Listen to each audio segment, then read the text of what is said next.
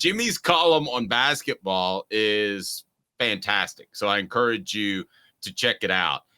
Jimmy, I think, and you wrote that Tennessee has a great opportunity to make the Final Four. And if you can go over kind of some of the reasons of why you think that, your column read like I thought. So I don't know what that says about you or me, but I was thinking all the exact same stuff, and I thought it was fantastic. Well, there are several boxes that I think you need to check if you want to be a Final Four caliber team. One is you need an elite scorer. Somebody gets you a basket to perhaps end a drought, and they've got that in Dalton Knecht. What he's done recently, 4 straight games with at least 25 points. He had a stretch where he scored like 38 points in maybe 6 games, but he had an ankle injury. I think that impacted it. But now that he's fully healthy, so you've got the elite scorer. You've got a very good point guard, Sakai Ziegler, who can score. He's mounting up assists. He leads the SEC in assists, and he's very good at steals. He had 4 against Alabama. So you got the elite scorer, you got the point guard, you got an inside scorer in Jonas Adu. He has really come on. He's got a really nice left-handed touch around the basket, and he's improved his average to where he's now at over 12 points a game. The other thing you have is elite defense. According to Ken Palm, Tennessee's defense has been ranked number 2 in the nation in defensive efficiency. So that's another thing I like. The other part is I like their depth. They had a stretch where, in my opinion, Josiah Jordan-James and Santiago Vescovi did nothing. And yet Tennessee won the majority of those games because they got good performances off the bench from a Meshack. Or they had a Gainey the other day hit 3 out of 5 on threes against Alabama. And I know he's a better shooter than what he's been. So I'm looking at these parts and thinking, man, when Vescovi and James get it going, and Vescovi played well against Alabama, but when they get to playing as they're capable of, I'm looking at a very deep team. The one area I don't like about this team right now, and there may be others that you could point out, but when they have gone against a physical big man who can score, they've not done a good job. Whether it was against Purdue, Kansas, North Carolina, second half against DJ Burns at NC State, Mississippi State, those guys hurt Tennessee with their inside scoring because they were physical. Yeah, Jimmy. So I wanted to ask you about, because my big thing has always been in March, you got to be able to shoot from 3. But I think what held Tennessee back last year was they had no inside scoring to draw people away from the perimeter defensively, because let's just face it, Uros Plavšić was not that much of an offensive threat under the basket.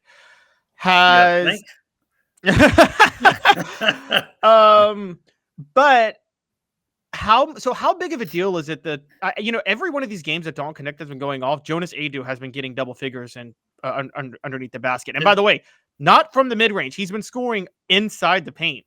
Yes. How big of a deal is that when March comes, that now as long as he's healthy, he seems like he's drawing attention away from the perimeter now, isn't he? Yes, he is. And it's left Tennessee with more open shots. The other thing Tennessee's done, and I think they've done, Rick Barnes has done a good job adjusting to this. He's not running all that motion offense that he did before. He's isolating Knecht. And then he's going with the pick and roll with Knecht and Adu, or Knecht and somebody else. But they've been using Knecht in that regard, what they have called at times the 1-4 offense. Knecht and then 4 guys spread out, and then they do a pick and roll off of that. But I think Adu's ability to score inside has helped on the perimeter because if you want to stop Adu, now you almost have to double team him.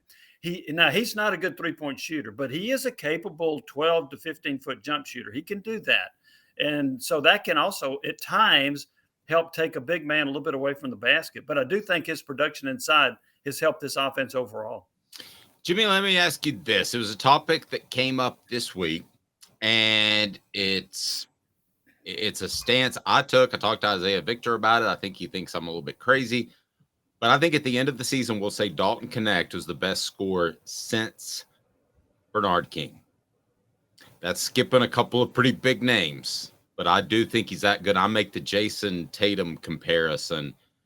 What do you think? Is that a reach? Well, I like the fact that Knecht can score at all 3 levels. Lofton was a great scorer. But he was primarily a 3-point shooter, right? He didn't go to the basket very much. I might stop at Allen Houston. I thought Houston was a terrific scorer. He averaged over 22 points a game in his career, and he was consistent with that. He also Now he wasn't. I don't know that he could take it to the basket the way Knecht does, but Allen was a really good 3-point shooter, a really good pull-up jump shooter, mid-range. But it's hard for me to ignore a guy that scored 2,800 points in his career. So I think I would stop at Allen Houston. That's fair. To rebut that, I think Allen Houston was an elite scorer, obviously, but a spot-up shooter more oftentimes than not in the NBA. And he took a lot of shots because they didn't have a lot of guys around him. Now, admittedly, I was a college student that pretty much didn't know that there was basketball going on because the program was so bad at the time. But take me back to that time. Did Allen shoot a lot because he was open, or did he shoot a lot because nobody else could shoot the ball? Well, it was a combination of it. He was an elite scorer, and so you wanted him to shoot a lot, just like Tennessee wants Knecht to shoot it a lot. He didn't have a lot of scoring around him, as I recall. They had Carlos Groves, who was an inside guy. I think they had Wharton on the team. So some of this kind of blends a little bit with me, but I don't remember them having – there was a guy named Allen, Corey Allen, that was on the team. They had some decent players surrounding him, but they didn't have anybody that was near the caliber of what Houston could do offensively. And he could score off the dribble. He just wasn't a guy that would take it to the rack very often. Now, and also in deference to that, my opinion, based on my memory, Dalton Knecht's got a whole lot more offensive weapons around him. I mean, I know that some of these guys haven't been shooting really well from three-point range. We have seen an uptick from Ziegler in the last, 8 or so games. But Vescovi is a better shooter than he's shown. So is James. So you've got more weapons to score around Knecht than you do around Houston. So I do think some of it was out of necessity, but also I thought Allen was just a terrific shooter.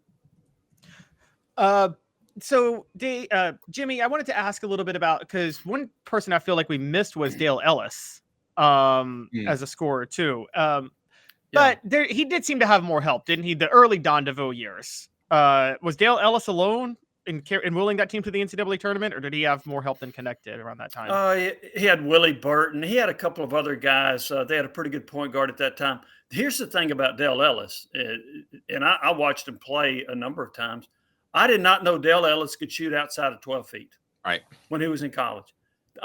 They put him at the post at 6'7", and he was either too quick for the guy to defend him, or the guy wouldn't come out to 12 feet to guard him. I had no idea Dale Ellis could shoot a three-point shot. And he gets it. Well, they got in the NBA. Was he at one time the all-time leading three-point shooter in the NBA? Most threes made? I want to say that's right, Jimmy. I mean, he was I do remember that. He was a completely different player. And I guess I was like 8 when he played at Tennessee. Yeah. And DeVoe saw that Ellis was such a great player around the basket. And so he didn't go outside and shoot much at all. Now, I was told that in practice, he would go out there and he was knocking down outside jumpers. But in games, he hardly ever took a shot outside of 12 to 15 feet. Now, was he a really good scorer? Yes. I think he had, if I'm not mistaken, Caleb, I think he had a couple of seasons where he averaged around 20, 22 points at Tennessee. He was the SEC Player of the Year. He was hard to guard. But looking back, I think Tennessee could have used him in more of a variety of ways to score rather than just posting him up at the basket. Oh my gosh. And a reference by Derek Dale Ellis and NBA Jam from Downtown 3. He's on fire. You probably never played NBA Jam, did you, Jimmy? No.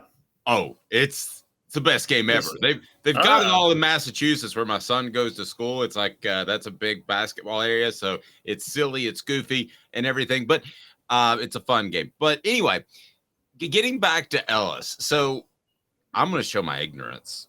Was it not having the 3-point line in college at the time? Was the 3-point line there? Is that why he didn't shoot outside, or that?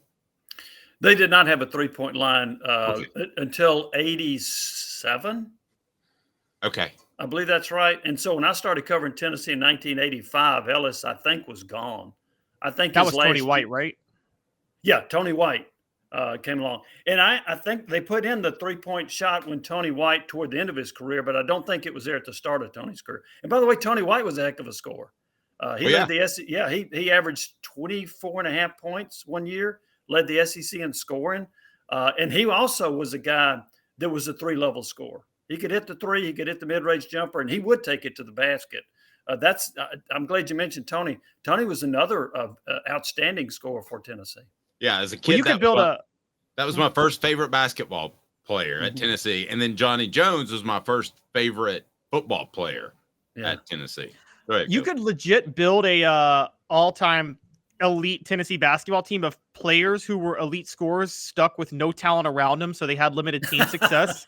And it would be Tony White, Allen Houston, and Ron Slay's senior year, when Ron Slay was really we have him on the show. I love him, but he had to labor under Buzz Peterson, and you just feel so bad for the guy that he had to play for Buzz Peterson and Jerry Green. And so last thing. So Jimmy, you're putting together your all-time Tennessee team. Are you taking Tony White or Zakai Ziegler, and is it close? I'd take Tony White. I know Ziegler's really good, but Tony White was something special. Now that he was an SEC caliber player of the year, he like I said, he led the league in scoring one year. He had 2 phenomenal years. He had I actually saw his 2 highest scoring games. He had a 49-point game and then a 51-point game. The 51-point game finally broke the record. He did that against Auburn. The funny story about that is that Sonny Smith, the Auburn coach, kept fouling Tony White late in the game, and White was glad to do it against Auburn because Sonny Smith didn't recruit Tony White. So Tony was one who loved sticking it to Sonny Smith. But I would take Tony White over Ziegler, and I like Ziegler. I think he's got a really nice all-around game. But man, Tony was special.